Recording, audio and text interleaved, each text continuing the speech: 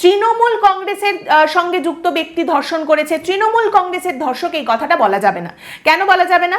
কারণ হচ্ছে একজন ধর্ষকের একমাত্র পরিচয় সে ধর্ষক।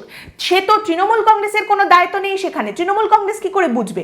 হ্যাঁ, এখানেই যদি বিজেপির সঙ্গে জড়িত কারুর বিরুদ্ধে অভিযোগ উঠে আসে, সিপিএম এর সঙ্গে জড়িত কারুর বিরুদ্ধে অভিযোগ উঠে আসে, তখন তৃণমূল কংগ্রেসের লোকজন বলবেন যে সিপিএম এর ধর্ষক, বিজেপির ধর্ষক।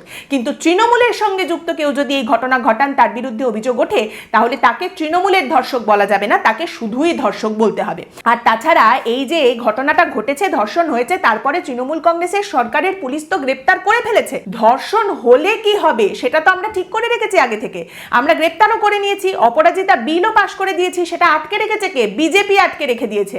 ধর্ষণ হলে কি হবে সেটা কিন্তু তৃণমূলের সরকার সব ঠিক করে রেখে দিয়েছে। কিন্তু ধর্ষণ যাতে না হয় তার জন্য কি কি প্রিকশন নিতে হবে, তার জন্য কি কি তৎপরতা, কি কি নিরাপত্তার ব্যবস্থা করতে হবে, সেগুলো কেন হয়নি, ওসব প্রশ্ন করতে হবে না, ওসব কথা বাদ দিন। মোদ্দা কথা, তৃণমূলের বক্তব্য হচ্ছে আমাকে কিছু বলো না, আমার কোনো দোষ নেই।